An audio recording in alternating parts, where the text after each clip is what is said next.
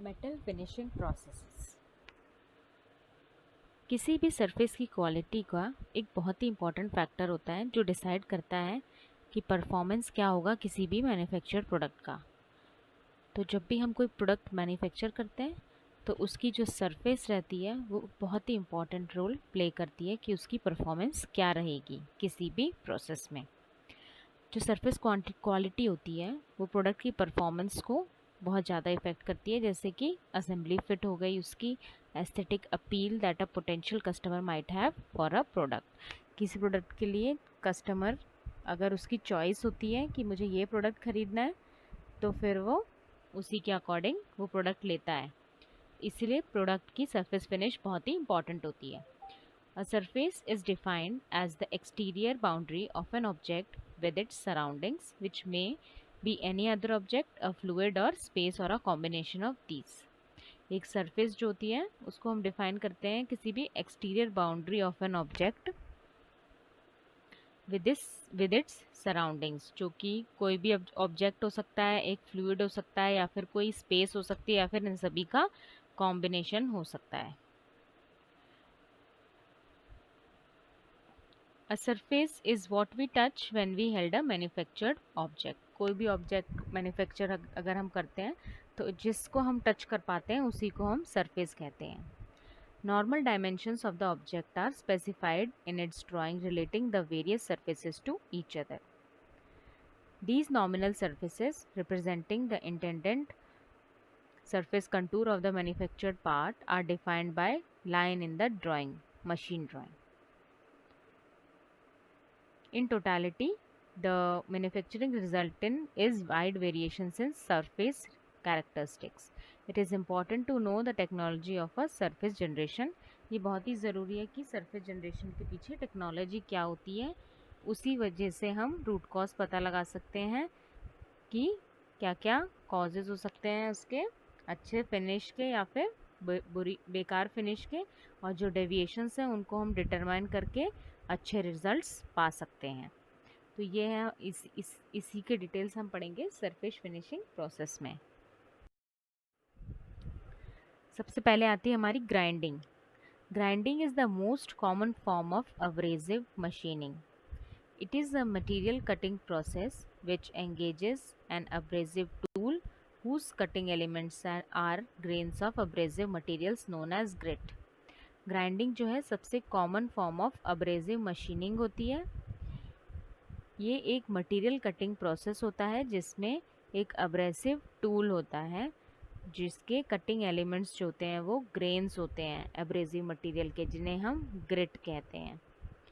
These grits are characterized by the sharp cutting points, high hot hardness, chemical stability and wear resistance.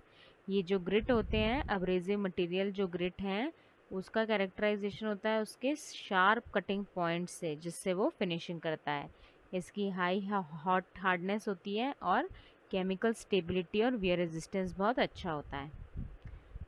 The grits are held together by a suitable bonding material to give a shape of an abrasive tool. ये जो ग्रिट्स होते हैं, जो भी हमारे abrasive material grit होते हैं, वो एक दूसरे से चिपके रहते हैं बॉन्डिंग मटेरियल, जिससे इनको एक अब्रेसिव टूल का शेप मिल जाता है। तो जैसे कि हमें ये नीचे फिगर में दिखाई दे रहे हैं, जो ये नीचे तो हमारा वर्क पीस है और जो लाइंस ये कार्ड लाइंस से दिख रही हैं वो ये कटिंग एक्शन है हमारे ग्रिट का, और एक ग्रिट जो हमारे अब्रेसिव मटेरियल को इसको हमने इन पार्टिकल फॉर्म में दिखाया हुआ है। Figure illustrates the cutting action of abrasive grits of disc type grinding wheel similar to cutting action of teeth of the cutter in slab milling. Major advantages and applications of grinding. फायदे, advantages. A grinding wheel requires two types of specifications. Dimensional accuracy मिलती है हमें इसमें grinding wheel grinding से, good surface finish मिलता है हमें, और good form and locational accuracy applicable to both hardened and unhardened material. Locational और गुड फॉर्म हमें एक्यूरेसी मिलती है जो कि दोनों हार्डन्ड और अनहार्डन्ड मटेरियल के लागू है। एप्लीकेशंस ये कहाँ कहाँ पे यूज़ होता है ग्राइंडिंग, सरफेस फिनिशिंग के लिए यूज़ करते हैं इसे, स्लिटिंग एंड पार्टिंग के लिए भी इसका यूज़ लिया जाता है, डी स्केलिंग के लिए यूज़ लिया जाता है, डीबरिंग के लिए यूज़ लिया जाता है, स्टॉक रिमूवल या फिर abrasive milling finishing of flat as well as cylindrical surface. Stock removal finishing किया जाता है फ्लैट और सिलेंड्रिकल सरफेसेस का, और grinding of tools and cutters and resharpening of the same. Tools और कटर्स की ग्राइंडिंग की जाती है और जब वो मोटे हो जाते हैं तो उनको हम रीशार्पनिंग भी करते हैं ग्राइंडिंग की हेल्प से। जैसे घर घर पे घूमने पहले के ज़माने में, अब तो ये चीज़ें बहुत ऑब्सोलीट हो गई हैं। पहले चाकू की छुरी तेज करा लो, चाकू छुरी की धार तेज करा लो वाला गली गली में वेंडर्स घुमा करते थे, तो वो लोग ग्राइंडिंग का ही यूज़ करते थे। Grinding machines, grinding machines are also regarded as machine tools. Machine tools कहा जाता है ग्राइंडिंग मशीन्स को। A distinguishing feature of grinding machines is the rotating abrasive tool. जो फीचर इनको अलग बनाता है ग्राइंडिंग मशीन्स को, वो होता है इसका रोटेटिंग घूमता हुआ अब्रेसिव वाला tool. The grinding machine is employed to obtain high accuracy along with very high class of surface finish on the workpiece। जो ग्राइंडिंग मशीन होती है उसको एम्प्लॉय किया जाता है हाई एक्यूरेसी के लिए, with high class of surface finish हमें वर्कपीस पे मिलता है। However, advent of the new generation of grinding wheels and grinding machines characterized by their rigidity, power and speed enables one to go for high efficiency deep grinding। वैसे आजकल जो new generation of grinding wheels और grinding machines आ गए हैं तो उनका characterisation उनकी rigidity, power और स्पीड पे किया जाता है, जिससे हमें हाई एफिशिएंसी डीप ग्राइंडिंग मिलती है of not only harden materials but also ductile materials. सिर्फ हार्डन मटेरियल्स की नहीं, हमें डक्टाइल मटेरियल्स में भी अच्छी प्रॉपर्टीज मिल जाती हैं। Conventional grinding machines can be broadly classified as surface grinding machine, cylindrical grinding machine and centreless grinding. तीन तरीके से कन्वेंशनल ग्राइंडिंग मशीन्स को हमने क्लासिफाई किया है: surface grinding machine, cylindrical grinding machine और centreless grinding. Surface grinding, in surface grinding the spindle position is either horizontal और vertical. जो सरफेस ग्राइंडिंग जब हम करते हैं तो उसके जो स्पिंडल का पोजीशन है वो या तो हॉरिजॉन्टल होगा और या फिर वर्टिकल होगा। And the relative motion of the work piece is achieved either by the reciprocating the work piece past the wheel और बाय रोटेटिंग इट। और जो रिलेटिव मोशन है वर्क पीस का उसको हम रेसिप्रोकेटिंग से अचीव करेंगे या फिर रोटेट करके अचीव करेंगे। The possible combinations of spindle orientations and workpiece motions yield 4 types of surface grinding processes illustrated in the figure। जो possible combination हो सकते हैं हमारे स्पिंडल ओरिएंटेशन के और वर्कपीस मोशन के, इससे हम 4 तरीके से ग्राइंडिंग प्रोसेस को इलस्ट्रेट किया गया है फिगर में। ये ग्राइंडिंग व्हील और ये वर्कपीस इस तरीके से रोटेट हो रहे हैं। ये हमारा वर्कपीस और ग्राइंडिंग व्हील, ये एक तो रेसिप्रोकेटिंग हो रहा है और ये दूसरे वाले फिगर में हम इसे रोटेट कर रहे हैं। नीचे देखिए अब वापस से ग्राइंडिंग व्हील इसमें चेंज हो गया है, ये रेसिप्रोकेटिंग और ये रोटेटिंग। तो 4 types of the surface grinding with horizontal और वर्टिकल स्पिंडल्स। हॉरिजॉन्टल एक में हमारी स्पिंडल ऊपर वाले में हॉरिजॉन्टल है और नीचे वाले में वर्टिकल है, with the reciprocating linear motion और rotating motion of the workpiece. इस तरीके से 4 पॉसिबिलिटीज़ बनती हैं हमारे पास कि किस तरीके से हम ग्राइंडिंग प्रोसेस को कैरी आउट कर सकते हैं। सरफेस ग्राइंडिंग मशीन, ये schematic illustration of a surface grinding machine हमें दिखाई देता है। तो सबसे ऊपर देखिए येलो कलर का हमें व्हील गार्ड नज़र आ रहा है जो कि रोटेटिंग इक्विपमेंट है, इसलिए उसको हमें गार्ड करना फॉर सेफ्टी पर्पसेस मस्ट। फिर हमारा व्हील हेड है जिसपे व्हील माउंटेड है, ये कॉलम है ब्लू वाला नीचे। फिर ये वर्क टेबल है ग्रीन वाली, work piece is the yellow one, ये सैडल है और ये हमारी फीड है और ये मरून कलर का हमारा बेड है। तो ये सिंपल सा एक सरफेस ग्राइंडिंग मशीन है जिस पे हम अपना कोई भी मटेरियल को, कोई भी वर्क पीस को हम फिनिश करते हैं। Surface grinding machine. This machine may be similar to a milling machine used mainly to grind the flat surface. जो सरफेस ग्राइंडिंग मशीन है ये एक हमारी मिलिंग मशीन से मिलती जुलती है जिसको हम फ्लैट सरफेस को ग्राइंड करने के लिए यूज़ में लेते हैं. However, some types of surface grinders are also capable of producing contoured surface with formed grinding wheels. जबकि हमें पता है कि कुछ तरीके के जो सरफेस ग्राइंडिंग्स होते हैं वो कंटूर सरफेस भी जनरेट कर सकते हैं विथ फॉर्म्ड ग्राइंडिंग व्हील. तो ये दो चित्र हमें दिखाई दे रहे हैं. एक है हॉरिजॉन्टल ग्राइंडिंग मशीन और ये दूसरी हमारी वर्टिकल ग्राइंडिंग मशीन. तो ए जो पार्ट है हमारा rotation of grinding wheel, B जो है हमारा रेसिप्रोकेशन ऑफ वर्क टेबल और सी जो है ट्रांसवर्स फीड और डी जो है वो डाउन है. इस तरीके से हमारा सरफेस ग्राइंडिंग का प्रोसेस होता है. Cylindrical grinding. In this operation, the external or internal cylindrical surface of a workpiece are ground. इस ऑपरेशन में एक्सटर्नल और इंटरनल सिलेंड्रिकल सरफेस को हम ग्राइंड करते हैं. In external cylindrical grinding also centre type grinding the work piece rotates and reciprocates along its axis. जो हमारी external cylindrical grinding होती है जिसे हम सेंटर टाइप ग्राइंडिंग भी कहते हैं, उसमें जो वर्क पीस जो होता है वो रोटेट करता है और रेसिप्रोकेट करता है अपनी एक्सिस पे. Although for large and long work parts the grinding wheel reciprocates. और जिस केस में बड़े लंबे और बड़े वर्क पार्ट्स इन्वॉल्व रहते हैं उसमें ग्राइंडिंग व्हील जो होता है वो रेसिप्रोकेट ही करता है, रोटेट नहीं करता है. Whereas internal cylindrical grinding में a small wheel grinds the inside diameter of the part. इसमें छोटा सा व्हील होता है जो कि इनसाइड डायमीटर को ग्राइंड करता है. The work piece is held in a rotating chuck in the headstock and the wheel rotates at very high rotational speed. जो वर्क पीस होता है उसको रोटेटिंग चक में हम माउंट कर देते हैं हेडस्टॉक पे और जो व्हील होता है वो रोटेट करता है बहुत ही हाई रोटेशनल स्पीड पे. In this operation the work piece rotates and the grinding wheel reciprocates. इस केस में वर्क पीस जो होता है वो तो रोटेट करता है लेकिन ग्राइंडिंग व्हील जो है वो रेसिप्रोकेट करता है. तो हमें ये फिगर में दोनों तरीके की सरफेस ग्राइंडिंग दिखाई दे रही है. लेफ्ट वन जो है एक्सटर्नल सरफेस ग्राइंडिंग है और जो राइट वाला है जो इंटरनल सरफेस ग्राइंडिंग है.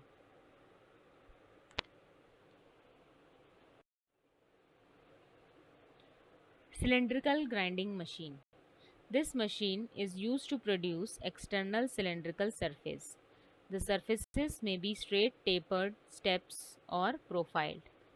जो सिलेंड्रिकल ग्राइंडिंग मशीन होती है इससे हम एक्सटर्नल सिलेंड्रिकल सरफेस ग्राइंड करने के यूज़ में लेते हैं और वो जो सरफेस हो सकती है वो स्ट्रेट हो सकती है, टेपर्ड हो सकती है, स्टेप्ड हो सकती है या फिर प्रोफाइल्ड हो सकती है. ये एक हमें फिगर दिखाई दे रहा है जिसमें ABCD कंपोनेंट्स दिए हुए हैं. ए जो है रोटेशन ऑफ ग्राइंडिंग व्हील है, बी जो है वर्क टेबल रोटेशन है, C reciprocation of work table है और डी इज द इनफीड है. Internal grinding machine. This machine is use to produce internal cylindrical surface. इससे हमें इंटरनल सिलेंड्रिकल सरफेस मिलती है.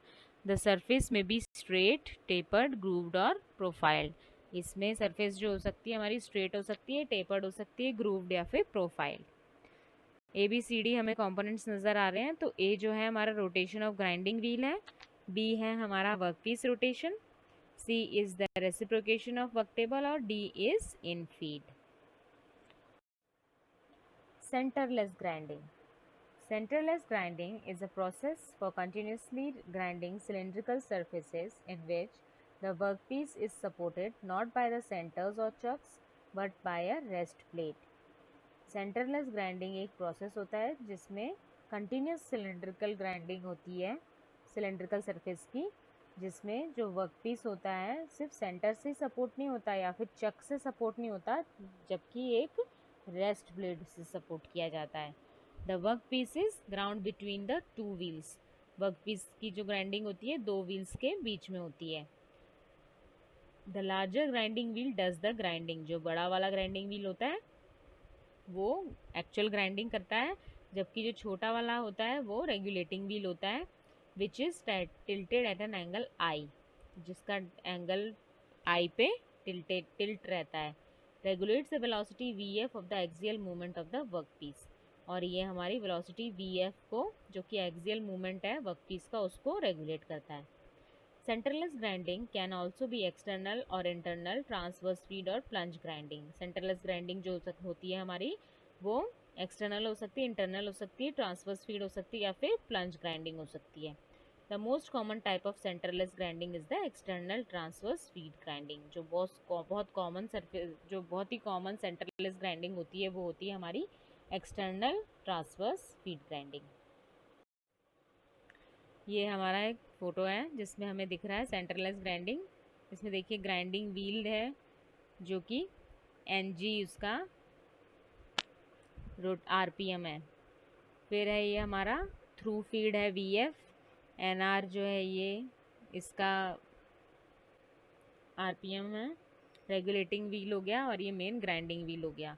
इसके बीच में हमारा वर्क पीस लगा हुआ है, एक ये रेस्ट ब्लेड है, और ये रेगुलेटिंग व्हील दिखाई देता है। एंगल जिसकी हम बात कर रहे थे वो आई है। तो external transverse feed centreless grinding, the regulating wheel is tilted at an angle i to control the velocity of through feed. जो रेगुलेटिंग व्हील है वो हमें एंगल आई पे दिखाई दे रहा है। Grinding wheel, grinding wheel consist of hard abrasive grains called grits. Grinding wheel में हार्ड एब्रेसिव ग्रेन्स होते हैं जिन्हें ग्रिट कहते हैं, विच परफॉर्म्स द कटिंग और material removing held in a weak bonding matrix. A grinding wheel commonly identified by the type of abrasive material used. एक grinding wheel को हम उसके कौन सा मटेरियल, abrasive मटेरियल उसमें यूज़ किया गया है, उसके बेसिस पे हम उसे आइडेंटिफाई करते हैं। The conventional wheels includes the aluminum oxide and silicon carbide wheels. जो कन्वेंशनल व्हील्स होते हैं उसमें एल्यूमिनियम ऑक्साइड और सिलिकॉन कार्बाइड के व्हील्स का यूज़ किया जाता है, जबकि डायमंड और क्यूबिक बोरोन नाइट्राइड CBN के व्हील्स जो होते हैं वो सुपर अब्रेसिव व्हील्स की कैटेगरी में फॉल होते हैं। Specification of grinding wheel, grinding wheel की दो तरीके की स्पेसिफिकेशन होती है, एक ज्योमेट्रिकल स्पेसिफिकेशन और दूसरी कंपोजिशनल स्पेसिफिकेशन। ज्योमेट्रिकल स्पेसिफिकेशन क्या है? ज्योमेट्रिकल स्पेसिफिकेशन जो होती है वो डिसाइड की जाती है कि कौन सी ग्राइंडिंग मशीन और ग्राइंडिंग ऑपरेशन परफॉर्म किया जाएगा वर्क पीस पे, और ये स्पेसिफिकेशन मेनली इंक्लूड करती है व्हील डायमीटर, विड्थ और depth of rim and the bore diameter. Compositional specifications. Specification of a grinding wheel ordinarily means compositional specification. जो ordinarily हम specification बताएंगे grinding wheel का, तो वो compositional specification होती है। The conventional abrasive grinding wheels are specified encompassing the following parameters. जो conventional abrasive grinding wheels होते हैं उसकी स्पेसिफिकेशन इन पैरामीटर्स पे दी जाती है। The type of grit material, कौन सा टाइप ऑफ ग्रिट मटेरियल उसमें यूज़ किया जाता है, ग्रिट मटेरियल का साइज़ क्या है, the bond strength of the wheel commonly known as the wheel hardness, the structure of the wheel denoting the porosity that is the amount of intergrit spacing, the type of bond material, or other than these parameters the wheel manufacturer may add their own identification code and prefixing or suffixing the standard code.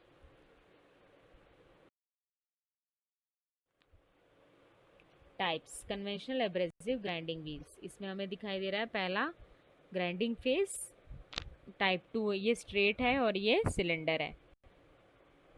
अलग अलग views से हमें ये दिखाई दे रही है, straight cup, depress centre, ये माउंटेड, ये फ्लेयरिंग कप, अलग अलग grinding wheels. Super abrasive grinding wheels, इसमें देखिए bonding materials of the super abrasives are ADE resinoid metal और विट्रीफाइड, B मेटल है, C है विट्रीफाइड और F है resinoid.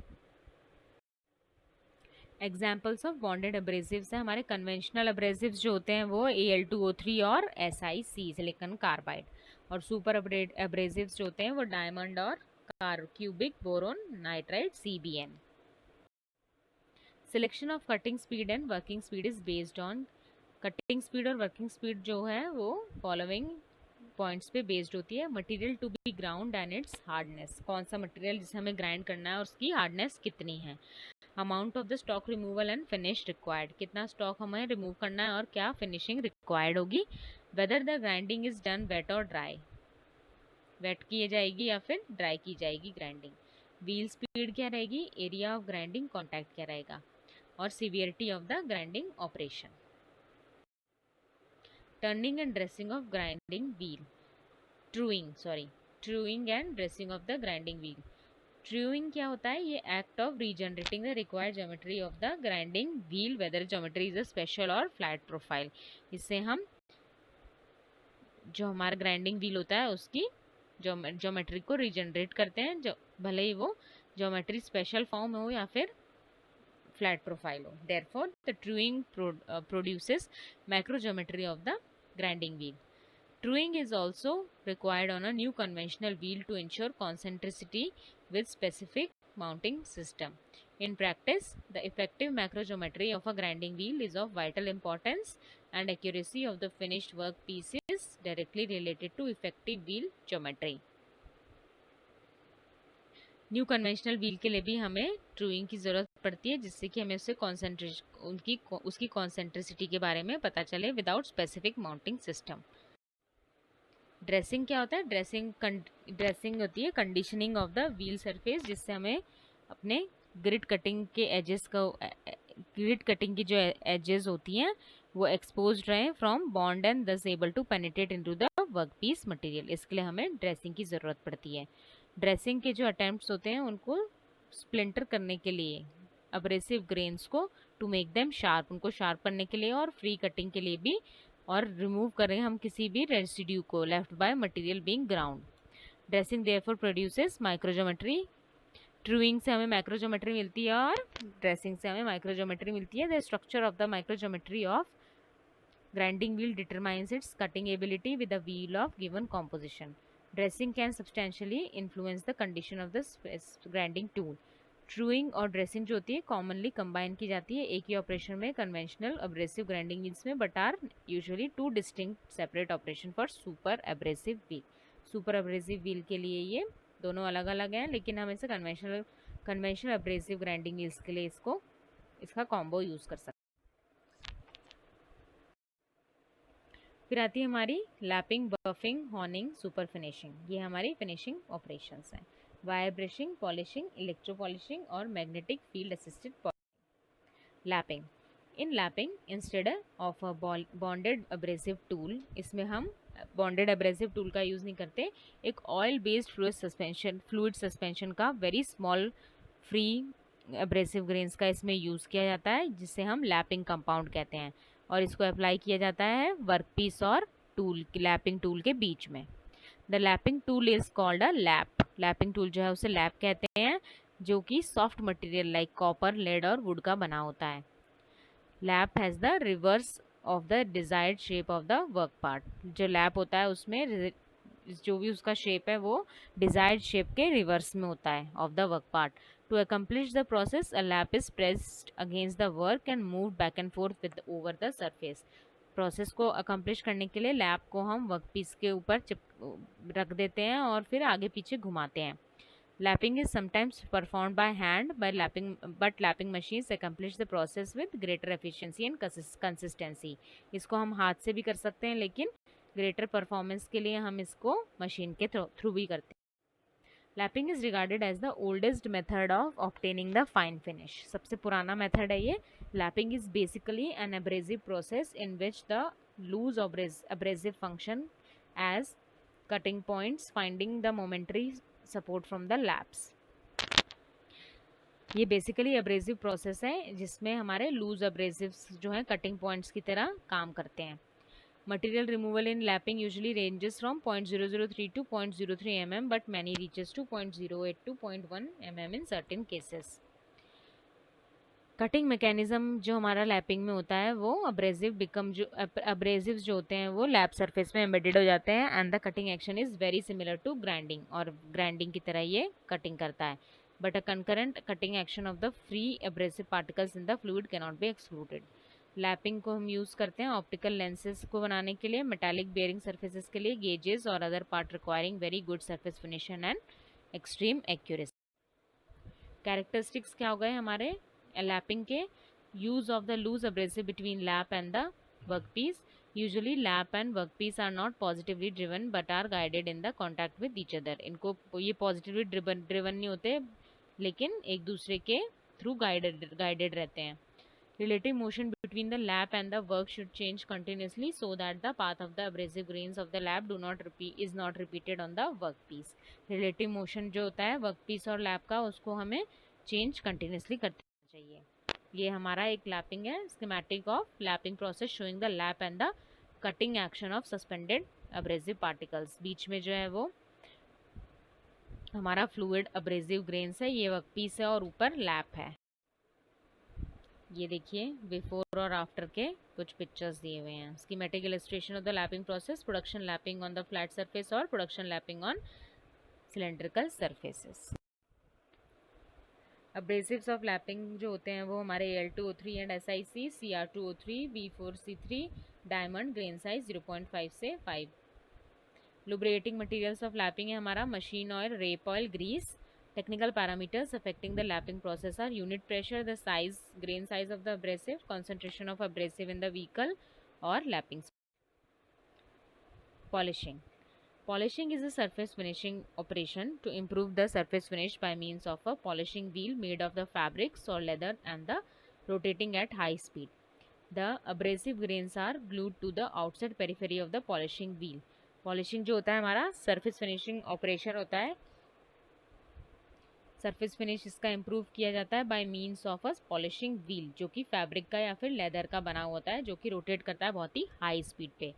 Polishing operations are often accomplished manually. Polishing operations हम manually accomplish करते हैं. बफिंग.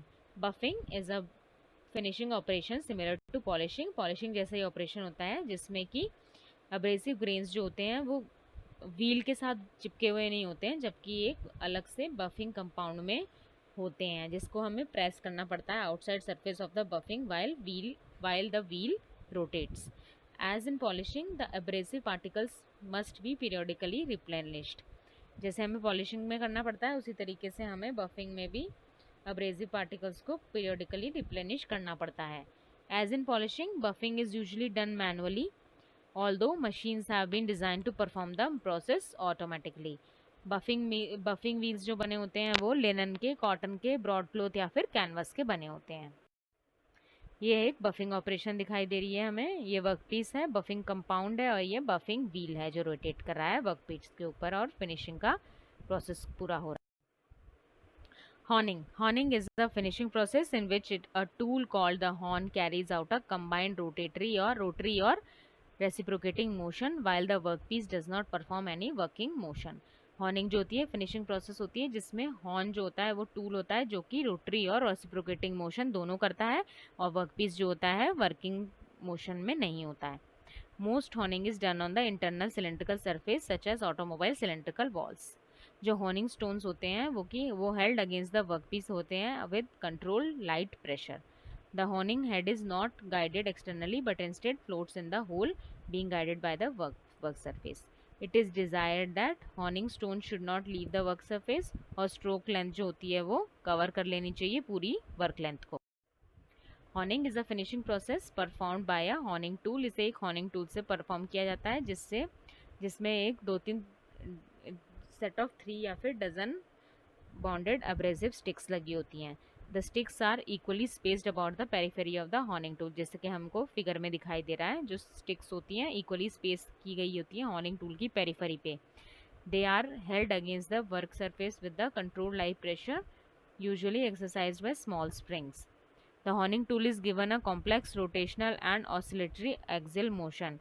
इससे रोटेशनल और ऑक्सिलेटरी एक्सियल मोशन दिया जाता है which combines the two produce a cross hatch lay pattern of a very low surface roughness. जिससे हमें क्रॉस हैश ले पैटर्न मिलता है with very low surface roughness नहीं होती है, बहुत ही सुपर फिनिश मिलता है प्रोडक्ट. ये स्पिंडल है, ये स्टोन है, bronze guide, non abrading. Honing tool. Honing ये एक वर्क पीस है, हॉर्निंग टूल है, इसको ऊपर नीचे और रोटेशनली मोशन देते हैं और हॉर्निंग की प्रोसेस हमें मिलती है. इस तरीके का एक क्रॉस हैश सरफेस पैटर्न हमें प्रोडक्ट मिलता है.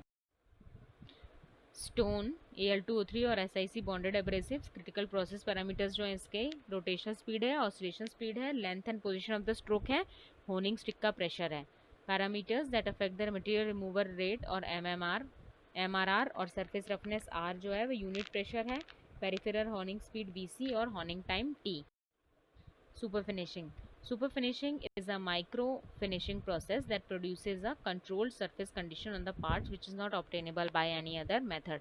एक माइक्रो फिनिशिंग प्रोसेस है जो कि कंट्रोल्ड सरफेस कंडीशन को जनरेट करता है जो कि किसी और मेथड से नहीं मिल सकते। The process consists of removing the shatter marks and fragmented or smear metal from a surface of dimensionally finished part. ये सुपर फिनिशिंग का एक प्रोसेस है। ये रोल्स लगे हुए हैं, ये मोटर ड्रिवन है, ये वर्कपीस और स्टोन लगा हुआ है और ये होल्डर है हमारा। ऑसिलेशन होता है इसमें, ट्रांसवर्स इफ नेसेसरी, यहाँ से प्रेशर अप्लाई किया जाता है, ये स्टोन और ये rotation of workpiece. Thank you.